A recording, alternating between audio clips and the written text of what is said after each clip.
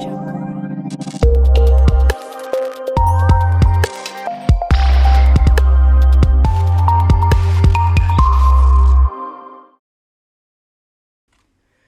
वालेकुम, welcome to CSC scholarship guide book. मेरा नाम है मोहम्मद नदीम और आज के इस वीडियो लेक्चर में हम लोग कवर अप करेंगे कि एक्सेप्टेंस लेटर क्या होता है और हम एक्सेप्टेंस लेटर कैसे बनाते हैं। सबसे पहले हम देखते हैं कि एक्सेप्टेंस लेटर होता क्या है। उसके बाद हम लोग देखेंगे कि एक्सेप्टेंस लेटर के टेम्पलेट्स हम कहाँ से हासिल कर सकते हैं और अगर हम लोगों ने एक्सेप्टेंस लेटर का टेम्पलेट तो वो हम लोग कैसे बना सकते हैं। एक्सेप्टेंस लेटर का क्या मतलब है? Acceptance letter is the document that a professor send you to officially accept an offer और रिक्वेस्ट। कि जब आप लोग किसी सुपरवाइज़र को या किसी भी प्रोफेसर को रिक्वेस्ट करते हो कि मुझे अपनी लैब में काम करने की परमिशन दे या अपनी अंडर सुपरविजन मुझे अलाउ करें कि मैं काम कर सकूं आपके लैब में, तो वो आप लोगों को एक ऑफिशियल तौर पर लेटर देता है जिसको हम लोग कहते हैं acceptance letter. This letter is issue by supervisor giving permission to student to work in his lab.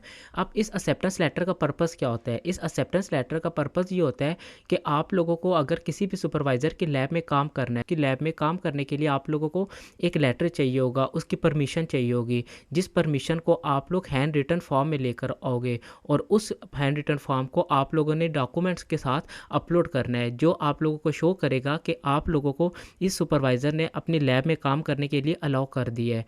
तो इस लेटर को हम लोगों ने एक्सेप्टेंस लेटर कहना है। हर यूनिवर्सिटी का एक्सेप्टेंस लेटर जो है वो अलग होता है। कुछ यूनिवर्सिटी का जो है वो जनरल एक्सेप्टेंस लेटर होता है और कुछ का स्पेसिफिक होता है। अब जनरल और स्पेसिफिक का क्या मतलब होगा? जनरल का मतलब तो ये है कि आप लोगों को सुपरवाइज़र कह देते हैं कि आप लोग खुद कोई एक्सेप्टेंस लेटर का टेम्पलेट डिज़ाइन करो और हमें वो शेयर कर दो, हम उस पर सिग्नेचर करके आपको फिल करके वापस कर देंगे। जबकि कुछ यूनिवर्सिटीज़ ऐसी हैं जो कहती हैं कि हमारा अपना एक्सेप्टेंस लेटर का टेम्पलेट है, आप लोगों ने इसको सुपरवाइज़र से फुलफिल करवाना है। तो दोनों आपके क्राइटेरिया एक्सेप्टेबल हैं, लेकिन यूनिवर्सिटी के रूल्स, उनके क्राइटेरिया की वजह से आप लोगों को यूनिवर्सिटी की रिक्वायरमेंट को फुलफ़िल करना पड़ता है। बाज़ औक़ात ऐसा होता है कि स्टूडेंट्स को जो एक्सेप्टेंस लेटर है वो जनरल फॉर्मेट में मिला होता है, लेकिन जब वो डॉक्यूमेंट्स को अपलोड करता है तो यूनिवर्सिटी की रिक्वायरमेंट आती है कि आप लोग इस जनरल फॉर्मेट से, ये हमारा यूनिवर्सिटी का स्पेसिफिक टेम्पलेट है, आप इसमें सुपरवाइज़र से सिग्नेचर करवाएं। उसके बाद आप लोग सुपरवाइज़र को ये फॉर्म शेयर करते हो और सुपरवाइज़र से डिस्कस करते हो कि हमें यूनिवर्सिटी ने ये फॉर्म भेजा है और आप लोग इसको फुलफ़िल करके आप हमें शेयर कर दें। तो सुपरवाइज़र आपको ये फॉर्म फिल करके दोबारा से शेयर कर देता है। लेकिन दोनों फॉर्म जो यूनिवर्सिटी के लिए एक्सेप्टेबल हैं। अगर आप लोगों ने जनरल फॉर्म को अपलोड कर दिया और अगर आप लोगों को बाद में यूनिवर्सिटी ने स्पेसिफिक फॉर्म का कहा है तो आप लोग जनरल भी अपलोड कर सकते हो और स्पेसिफिक भी कर सकते हो। आपके जितने भी डॉक्यूमेंट्स हैं वो इवैल्यूएशन के लिए सुपरवाइज़र के पास जाते हैं। अगर आपको किसी सुपरवाइज़र ने अप्रूव किया होगा तो उसके पास आपका एक्सेप्टेंस लेटर भी होगा और वो फिर आपके डॉक्यूमेंट्स को चेक करेगा, चेक करके दोबारा से डिपार्टमेंट भेज देगा और डिपार्टमेंट जो है आपके डॉक्यूमेंट्स को दोबारा से ISO को भेज देगा या एडमिशन ऑफिस भेज देगा और आपके डॉक्यूमेंट्स की वहाँ पे इवैल्यूएशन होकर फाइनल होगी। ये हमारे पास एक स्पेसिफिक टेम्पलेट आ रहा है जो मैंने आप लोगों के लिए डिज़ाइन किया हुआ है। मोस्टली यूनिवर्सिटीज़ जो वो इस डिज़ाइन को एक्सेप्ट कर रही होती हैं। ये जो टेम्पलेट है ज़्यादातर यूनिवर्सिटीज़ इसको एक्सेप्ट कर रही होती हैं। अब इसमें क्या होता है कि सबसे पहले आप लोग इसमें अपना नाम लिखते हैं, उसके बाद आपकी नेशनैलिटी आ जाती है, फिर लिखा जाता है कि आपने कौन सी डिग्री हासिल की है और फिर आप लोगों का हाईएस्ट डिप्लोमा, हाईएस्ट डिग्री या हाईएस्ट डिप्लोमा में से आप लोग किसी एक को फुलफ़िल कर लें। उसके बाद आ जाता है कि आपका GPA क्या था, कि आप लोगों का ऑब्टेन GPA क्या है और आप लोगों का टोटल GPA क्या है। फिर आप लोगों ने जिस यूनिवर्सिटी से ग्रेजुएशन किया है आप लोग यहाँ पर वो लिखेंगे।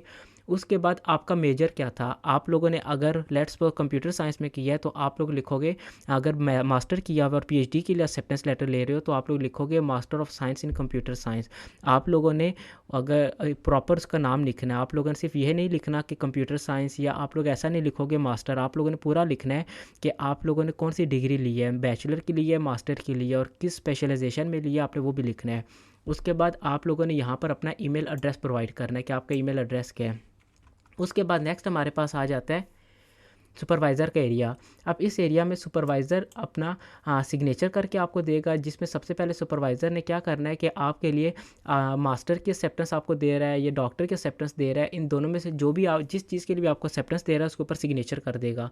जिसकी भी आपको सुपरवाइज़र एक्सेप्टेंस दे रहा है उसको टिक करके आपको वापस करेगा। और उसके बाद आप लोगों की लैंग्वेज ऑफ इंस्ट्रक्शंस कौन सी है, कि आप लोगों को जो लैंग्वेज है वो कौन सी पढ़ाई जाएगी, कि आपकी जो डिग्री है या आपका जो डिपार्टमेंट है या सुपरवाइज़र जो है वो जिस लैब में काम कर रहा है वो इंग्लिश में है या चाइनीज़ में है। अगर आप लोगों को ये कन्फ्यूजन हो रही है कि हमारी डिग्री जो होगी वो इंग्लिश डॉट होनी चाहिए, चाइनीज़ डॉट होनी चाहिए, दोनों में डिफरेंस क्या होगा, हमारी एचएस की क्या रिक्वायरमेंट होगी, इसके लिए मैंने आपके लिए एक प्रॉपर वीडियो बनाई है, आप लोग उसको देख लें ताकि आप लोगों को इस चीज़ में जो डाउट आ रही है, जो प्रॉब्लम आ रही है, वो आपकी क्लियर हो जाए।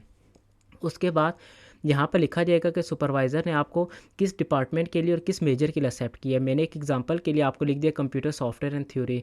हर सुपरवाइज़र जो वो आपको किसी एक स्पेसिफिक एरिया में एक्सेप्ट करेगा। फ़र्ज़ कर लो कि अगर आपका सुपरवाइज़र आर्टिफिशियल इंटेलिजेंस का है तो वो आपको आर्टिफिशियल इंटेलिजेंस के लिए करेगा, अगर साइबर सिक्योरिटी का है तो वो आपको साइबर सिक्योरिटी के लिए करेगा। तो यहाँ पर आपका मेजर आ जाएगा। उसके बाद आपकी आ जाती है ड्यूरेशन क्या होगी, कि आप लोगों की डिग्री स्टार्ट कब होगी और उसकी एंड कब होगा। फिर सुपरवाइज़र का नाम आ जाएगा, उसकी फ़ैकल्टी का आ जाएगा कि वो कौन सी फ़ैकल्टी का है, वो कौन से डिपार्टमेंट का है। फ़र्ज़ कर लें कि सुपरवाइज़र जो है मेरा वो आर्टिफिशियल इंटेलिजेंस का, तो लिख देगा वो यहाँ पे डिपार्टमेंट ऑफ आर्टिफिशियल इंटेलिजेंस। फिर वो अपना कॉन्टैक्ट नंबर लिखेगा और उसके बाद उसका ईमेल एड्रेस आ जाएगा। बहुत सारे सुपरवाइज़र जो हैं वो अपना कॉन्टैक्ट नंबर नहीं लिख रहे होते, तो इस चीज़ में आपने परेशान नहीं होना कि सुपरवाइज़र ने अपना कॉन्टैक्ट नंबर नहीं लिखा।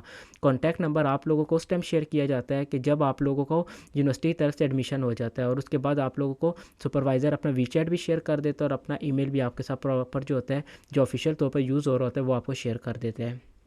उसके बाद आ जाता है आपके पास सिग्नेचर। यहाँ सुपरवाइज़र अपने सिग्नेचर करेंगे और उसके बाद डेट लिख के आपको दोबारा से फॉर्म शेयर कर देंगे। तो ये हमारे पास आ जाता है कि अगर किसी यूनिवर्सिटी का स्पेसिफिक टेम्पलेट है तो वो कैसा होगा। उसके बाद नेक्स्ट आ जाता है कि जेनेरिक टेम्पलेट। अब बहुत सारे स्टूडेंट्स ये हैं कि वो ये कहते हैं कि हमें जेनेरिक टेम्पलेट नहीं समझ आ रहा, हमें ये नहीं समझ आ रहा कि हम टेम्पलेट खुद कैसे बना सकते हैं। तो आप लोगों ने अगर खुद टेम्पलेट बनाना है तो एक सिंपल सा आप लोगों ने फॉर्म बनाना है। आप लोगों ने उसमें ज़्यादा इंफ्रास्ट्रक्चर पे मेहनत नहीं करनी, जस्ट आप लोगों ने यहाँ पे लोगो लगा देना है। लोगो लगाने के बाद फिर आप लोगों ने फॉर्म लिखा, फिर प्रोफेसर का नाम लिखा, कॉलेज का नाम लिखा, और फिर आप लोगों ने यहाँ पे यूनिवर्सिटी का नाम लिखना है। उसके बाद टू लिखा, स्टूडेंट का नाम, जो आपका नाम है आप अपना नाम लिखोगे और अपना सब्जेक्ट क्या लिखोगे कि कन्फर्मेशन ऑफ एमएस या पीएचडी प्रोग्राम सुपरवाइज़र। फिर आप लोगों ने मिस्टर जो भी आपका नाम है वो लिखना है। अब ये फॉर्म जो होता है सुपरवाइज़र की तरफ से, लेकिन सुपरवाइज़र हमेशा ये कहते हैं कि आप लोग हमें फॉर्म भेजो, हम लोग उसको फिल अप करके दे देंगे। तो आप लोगों ने अपनी तरफ से नहीं लिखना, आप लोगों ने सुपरवाइज़र की तरफ से लिखना है।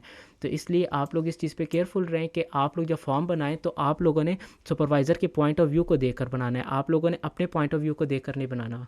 फिर आप लोगों के लिए मैंने कुछ मटेरियल ऐड किया, आप लोग इसको कॉपी करके अपने टेम्पलेट में पेस्ट कर सकते हैं, और आप लोग इसमें जहाँ पर मॉडिफिकेशन की आपको ज़रूरत है वहाँ पर आप मॉडिफाई करके आप लोग यूज़ कर सकते हैं। ये एक्सेप्टेंस लेटर का जो टेम्पलेट है ये वैलिड है, और कहीं स्टूडेंट्स ने इसको यूज़ भी किया है और उनको एक्सेप्टेंस लेटर भी मिला है। तो इसलिए मैंने आप लोगों के साथ भी शेयर किया ताकि आप लोगों को भी इससे फ़ायदा मिल सके। होपफुली आप लोगों को मेरी वीडियो समझ आई होगी, और अगर आप लोगों को फिर भी कोई प्रॉब्लम आ रही है तो आप लोग कमेंट सेक्शन में पूछें, आप लोगों को उस चीज़ का प्रॉपर आंसर करेंगे हम।